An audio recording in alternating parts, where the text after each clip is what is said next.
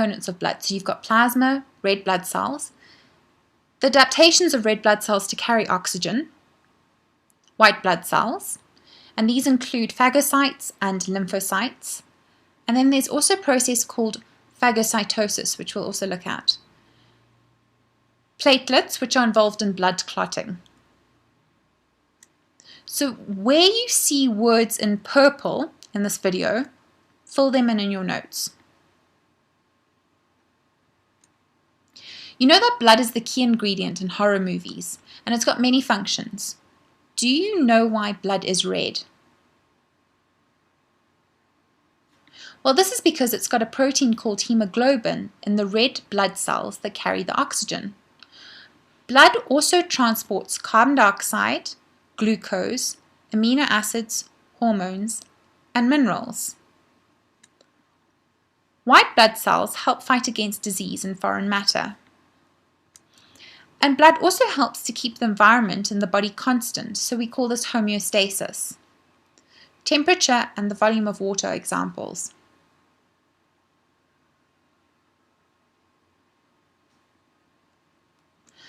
So what are the different components of blood? Well, if you spin your blood down in something called a centrifuge, it'll separate into different components. So have a look at this test tube.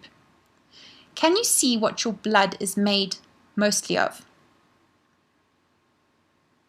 It's plasma. This is the liquid part of the blood, and it's mostly made up of water. Then you've got red blood cells, which form about 45% of your blood. And the rest is white blood cells and platelets. Let's have a look at plasma. So plasma is the liquid part of the blood, and it's made mostly of water. Soluble substances are transported in it, for example, glucose, amino acids, and mineral ions. Plasma also contains plasma proteins, carbon dioxide, and it also transports soluble waste such as urea, which is transported from the liver to the kidneys.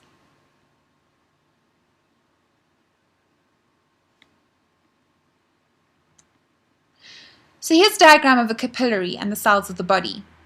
Plasma can move out of the capillaries and into the spaces around the cells. This forms tissue fluid, which surrounds each cell.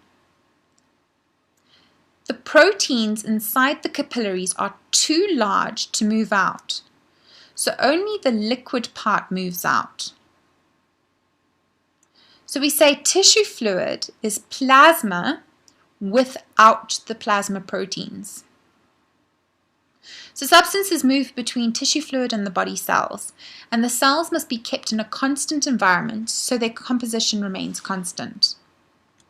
We call this homeostasis.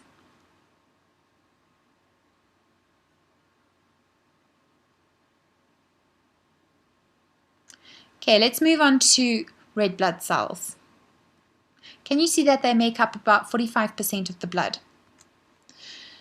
So you've got about 5 million red blood cells in 1 cubic millimeter of blood, and they only live for a few months, so they're removed by the liver and constantly replaced by the bone marrow. What do you notice about the shape of these red blood cells? They've got a shape called a biconcave shape, so they've got a dip in the middle. And this is one of the adaptations of red blood cells for transporting oxygen.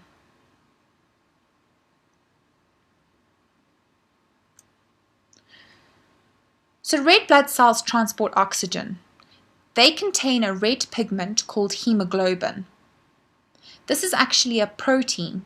So if you have a look at the molecule of hemoglobin on the right, you'll notice that it's got iron in it. The blue circles represent iron. Hemoglobin combines with oxygen to form oxyhemoglobin. So where does your blood get the oxygen from? Well, as it flows past the lungs, it picks up the oxygen and then it releases it at the respiring tissues, where the oxygen level is low. So as I mentioned earlier, the red blood cells collect the oxygen at the lungs and transport it as oxyhemoglobin to the respiring cells. Oxygen will then diffuse into the tissue cells and be used in respiration to release carbon dioxide. The carbon dioxide will then be transported from the respiring cells back to the lungs, and it combines with hemoglobin to form carboxyhemoglobin.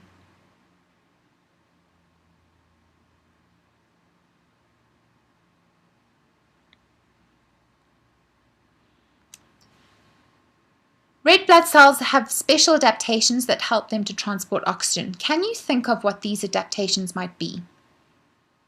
So you need to copy down these adaptations in your notes.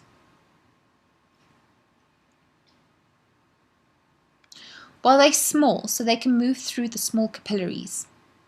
They've got an increased surface area to volume ratio. This means that oxygen absorption is more efficient.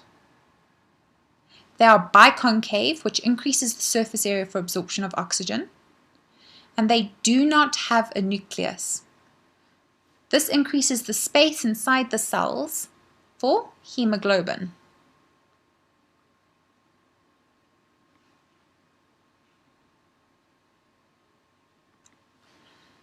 So where are red blood cells made and broken down?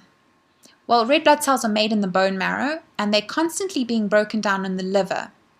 Some of the components are recycled. So the iron is reused, and other molecules are used to make bile.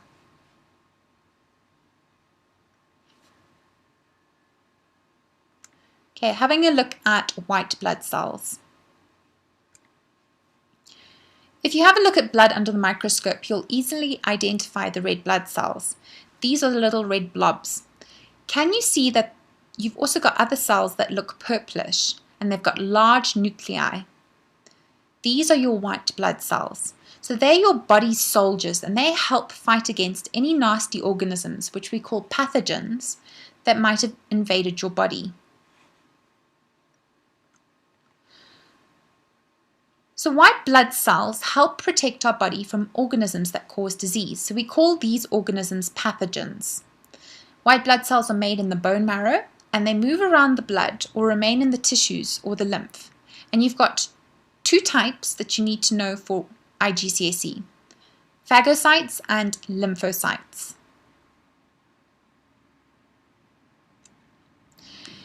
So phagocytes are easy to identify in a film of blood on a slide. What do you notice about this phagocyte? Have a look at the shape of the nucleus. So we say that the nucleus is lobed, and it kind of looks like a string of sausages. The cytoplasm is granular, which means that it contains granules.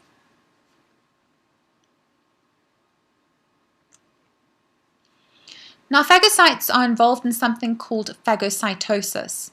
This means that they engulf any foreign matter. So fill this word in your notes, phagocytosis. So when bacteria or other pathogens are detected in the body, phagocytes move towards the infected area, and they move by flowing cytoplasm. The cytoplasmic arms then flow around the bacteria and engulf it. These arms are called pseudopodia. The enzymes inside the phagocyte will then digest the pathogen or the bacteria and kill it.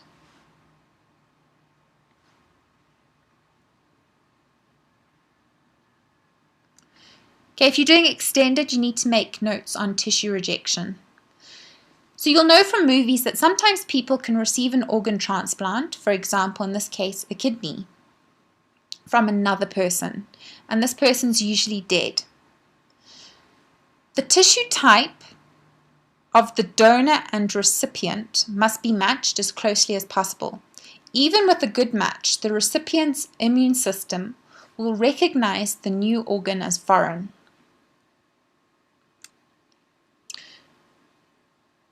So what the body does is the body will send phagocytes to kill the new organ. This is because it's foreign to the body, and we call this tissue rejection.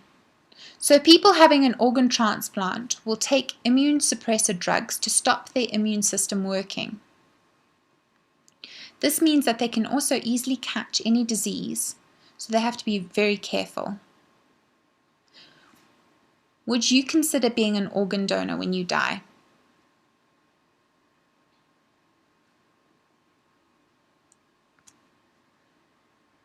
Lymphocytes are also large cells in the blood and lymph system. They have a large nucleus and it's round, as you can see in this picture here. So they're found in the blood and lymph system. So lymphocytes are pretty cool because they release chemicals called antibodies, as you can see in this diagram here.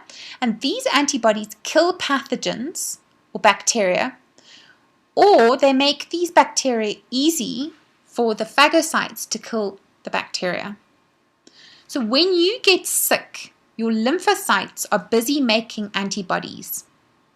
And then when you've got enough antibodies, you start feeling better.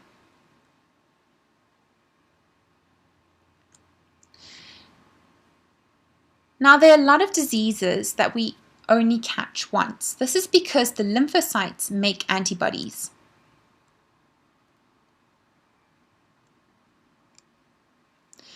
The next time you have more lymphocytes ready to make the right amount of antibodies, so you can fight off the disease and don't get sick.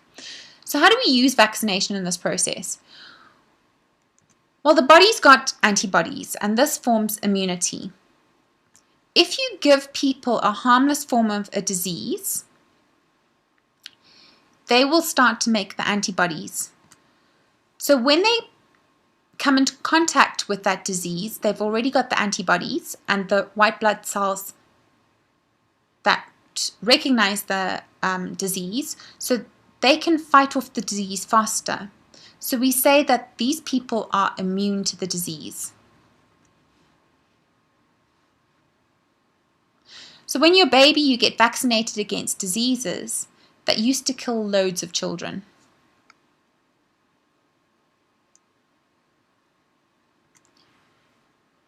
The last constituent of blood that we're going to look at is platelets. So these are pieces of cell made in the bone marrow. Now, when a blood vessel is damaged, blood will flow out. And if the skin is broken, then bacteria can move in.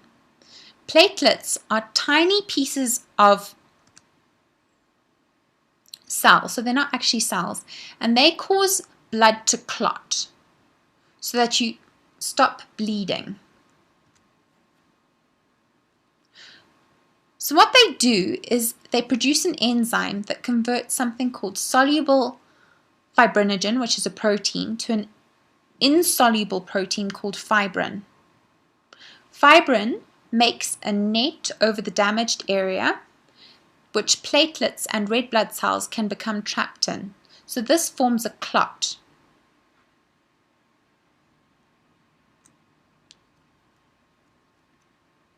So here you can see a clot. The red blood cells are being trapped by the fibrin.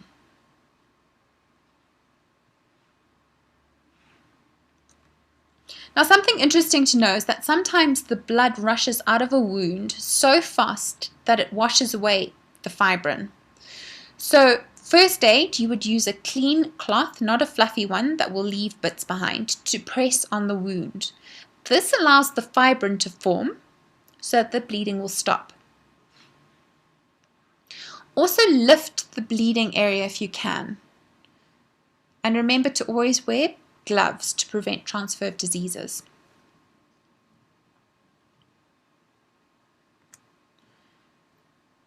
So here's a blood smear. Can you identify the red blood cells, the phagocyte, and the lymphocyte?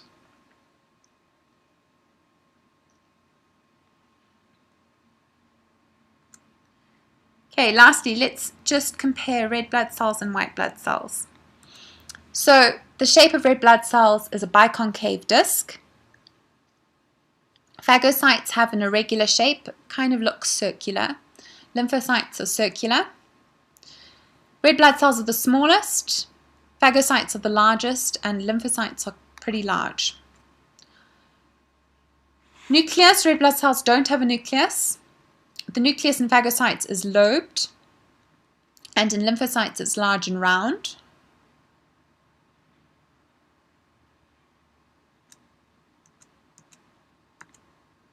The function of red blood cells is to carry oxygen.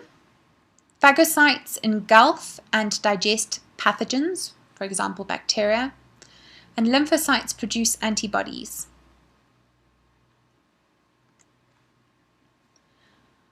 How they work: red blood cells combine with oxygen to form oxyhemoglobin. Phagocytes are involved in a process called phagocytosis, so they digest bacteria using enzymes, and then lymphocytes come in contact with a pathogen and then they secrete antibodies specific to that pathogen.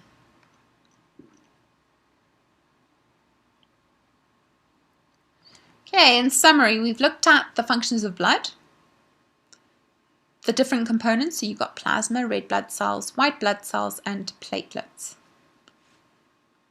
And that concludes our lesson. The end.